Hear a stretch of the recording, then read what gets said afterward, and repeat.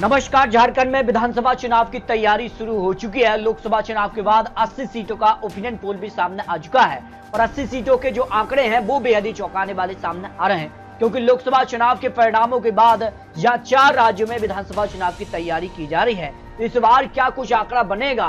क्या एनडीए गठबंधन या फिर जो नया गठबंधन इंडिया गठबंधन बना है, इसके बाद क्या कुछ आंकड़ा हो सकता है? विधानसभा चुनाव की तैयारी भारतीय जनता पार्टी, जेएमएम और कांग्रेस यहां पर करते नजर आ रही है और उसको लेकर क्या आंकड़े बन सकते हैं? ओपिनियन पोल के हिसाब से झारखंड विधानसभा चुनाव में किसका पलड़ा भारी हो सकता है, इसको लेकर कुछ महत्वपूर्ण आंकड़े सामने आ रहे हैं, क्योंकि जनता एक बार फिर से तैयार है और इस बार यहाँ पर झारखंड में किसकी सरकार बन सकती है, इसको लेकर महत्वपूर्ण आंकड़े सामने आ रहे हैं। तो झारखंड को लेकर क्या हलचल है और झारखंड में लोकसभा चुनाव के बाद कितना माहौल बदलता नजर आया है, इस पर कुछ महत्वपूर्ण आंकड़े सामने आ रहे हैं। लेकिन झारखंड की राजनीति में एक बार फिर से अचानक बड़ा उलटफेर हुआ है और झारखंड में हेमंत सोरेन फिर मुख्यमंत्री बन चुके हैं और इसके अलावा बात की जाए तो काफी हलचल लोकसभा चुनाव में भी देखने को मिली है, जहां भारतीय जनता पार्टी को 2019 के मुकाबले 2024 लोकसभा चुनाव में नुकसान देखने को मिला है। करीब 3 सीटों का नुकसान उनको हुआ है। भारतीय जनता पार्टी को 8, जबकि उनके सहयोगी आप पार्टी को 1 सीट मिली। कुल मिलाकर एनडीए को 9 सीटें, लेकिन इससे पहले उनके पास 12 सीटें थी। 3 सीटों का नुकसान हुआ है, जबकि कांग्रेस ने यहाँ 2 सीटों पर जीत हासिल की, 2 सीटों पर जेएमएम ने जीत हासिल की है। कुल मिलाकर इंडिया गठबंधन ने 5 सीटें और एनडीए ने यहाँ पर जो है 9 सीटों पर जीत हासिल की है। लेकिन लोकसभा चुनाव के बाद ये माना जा रहा है कि विधानसभा चुनाव में इस बार बड़ा उलटफेर देखने को मिल सकता है। जबकि अगर बात की लोकसभा चुनाव दौरान किन विधानसभा सीटों पर किसका पलड़ा भारी रहा और किसको बढ़त देखने को मिली, उसके भी आंकड़े सामने आ रहे हैं। अगर बात की तो वर्तमान में भारतीय जनता पार्टी के पास 26 विधायक है, लेकिन उन्होंने लोकसभा चुनाव में 47 विधानसभा सीटों पर बढ़त हासिल की थी। जबकि आजसू पार्टी के पास 3 है, लेकिन उन्होंने लोकसभा चुनाव दौरान 5 सीटों पर बढ़त हासिल की थी। कुल मिलाकर 52 सीटों पर भारतीय जनता पार्टी ने जीत हासिल की थी।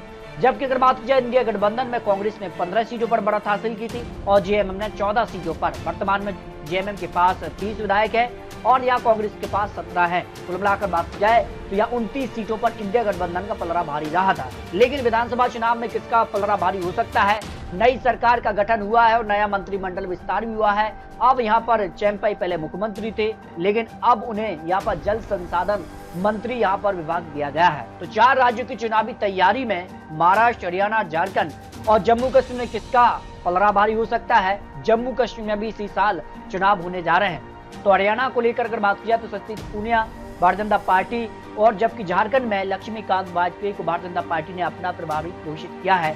तो कितना कुछ माहौल बदल सकता है, इसके अलावा बात किया तो काफी हलचल देखने को मिल रही है। जबकि 2019 की अगर बात किया तो यहाँ विधानसभा चुनाव में यहाँ पर बात की तो सबसे बड़ी पार्टी यहाँ पर झारखंड मुक्ति मोर्चा बना, जिसने यहाँ पर जो है 30 सीटों पर जीत हासिल की। 16 सीटें कांग्रेस पार्टी के लिए, जो कि गठबंधन में थे, और यहाँ पर जो है राष्ट्रीय जनता दल ने भी यहाँ पर 1 सीट हासिल की थी। कुल मिलाकर अगर बात की जाए तो इस गठबंधन को यहाँ पर 47 सीटें मिली थी। जबकि अगर बात किया तो भारतीय जनता पार्टी एनडीए गठबंधन में भारतीय जनता पार्टी को यहाँ पर 25 सीटों पर जीत मिली थी। झारखंड विकास मोर्चा को यहाँ पर 3 सीटें, ऑल झारखंड यहाँ पर स्टूडेंट्स यूनियन को 2 सीटें मिली थी। इसके अलावा बात किया कुछ निर्दलियों को भी सीटें मिली थी। यानी बात की जाए तो जेएमएम कांग्रेस ने यहाँ मिलकर सरकार बना ली, जो अब भी सरकार में है। इसके अलावा बात की जाए तो किसके पक्ष में कितनी सीटें जा सकती है, इसको लेकर जो अनुमान है उसमें अगर बात की जाए धनबाद से 10 सीटें आती हैं और यहाँ भारतीय जनता पार्टी का 4 सीटें और इंडिया गठबंधन का 6 सीटों पर पलड़ा भारी हो सकता है, जो आंकड़े सामने आ रहे हैं। गिरिडीह की 6 में से भाजपा को 3, तो इंडिया गठबंधन को भी 3 सीटों पर बढ़त देखने को मिल सकती है। इनके पक्ष में यहाँ 0 सीट की संभावना दिखाई दे रही है।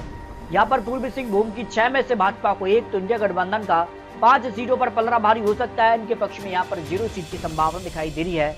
बोकारो की 1 सीट पर भारतीय जनता पार्टी की जीत की संभावना है। इंडिया गठबंधन आने के पक्ष में 0 सीट की संभावना दिखाई दे रही है। पलामू की 5 में से भारतीय जनता पार्टी को 2, तो इंडिया गठबंधन का 3 सीटों पर पलड़ा भारी हो सकता है। इनके पक्ष में 0 सीट की संभावना है।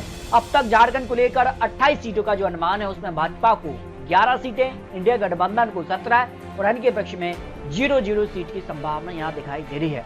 हजारीबाग की 4 में से भाजपा को 2 सीटें, 2 सीटों पर ही इंडिया गठबंधन के बीच कांटे की टक्कर देखने को मिल सकती है।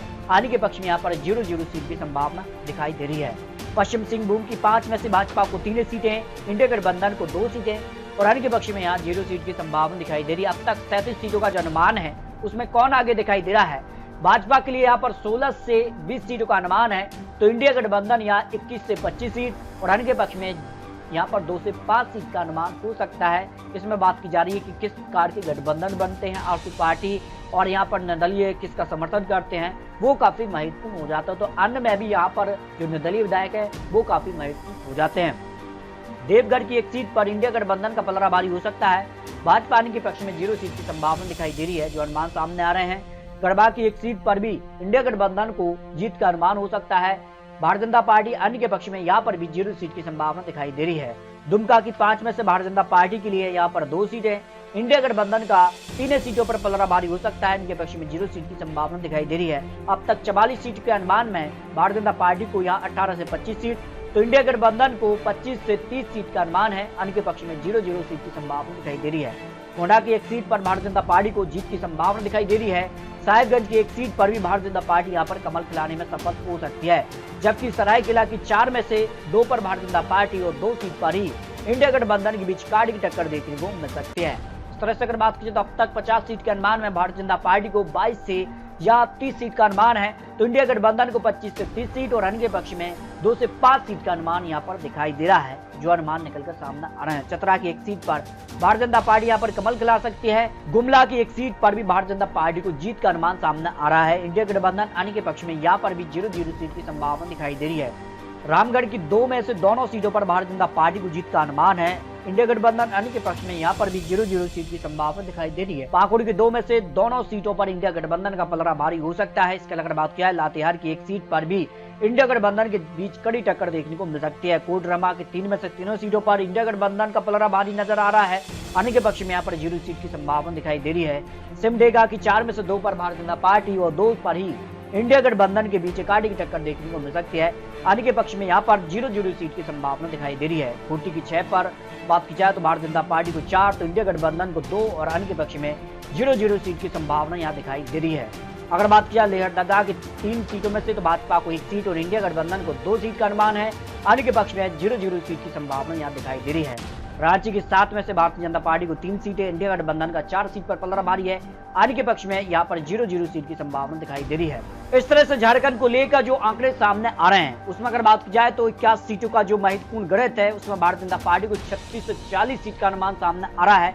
वही इंडिया गठबंधन 45 से 50 सीटों के आसपास है। 5 से 10 सीटें अन्य के पक्ष में भी जाने का अनुमान यहाँ पर दिखाई दे रहा है। इस तरह से अगर बात की जाए तो झारखंड को लेकर जो ओपिनियन पोल है उसमें भारतीय जनता पार्टी और इंडिया गठबंधन के बीच कांटे की टक्कर दिखाई दे रही है। लेकिन माना जा रहा है कि आने वाले वक्त में किस कार के गठबंधन बनते हैं और किस कार से यहाँ पर चुनावी प्रचार होते हैं, उसके बाद झारखंड की जनता क्या एक बार फिर से कांग्रेस और यहाँ पर बात की जाए तो जेएमएम के साथ जाएगी या भारतीय जनता पार्टी यहाँ पर वापसी करेगी, ये तो झारखंड की जनता तय करने जा रही है। लेकिन बहुत जल्द यहाँ तारीखों का ऐलान होगा और तारीखों के ऐलान के बाद काफी कुछ बदलाव भी देखने को मिलेगा। तो अगली सरकार किसकी बन सकती है, इसको लेकर अपनी राय कमेंट बॉक्स में जरूर रख सकते हैं। आखिर क्या भारतीय जनता पार्टी यहाँ वापसी करेगी या फिर इंडिया गठबंधन की सरकार बनने जा रही है, इसको लेकर अपनी राय रख सकते हैं। मिलते हैं और लेटेस्ट और महत्वपूर्ण विश्लेषण के साथ, तब तक ले जाएं जय भारत।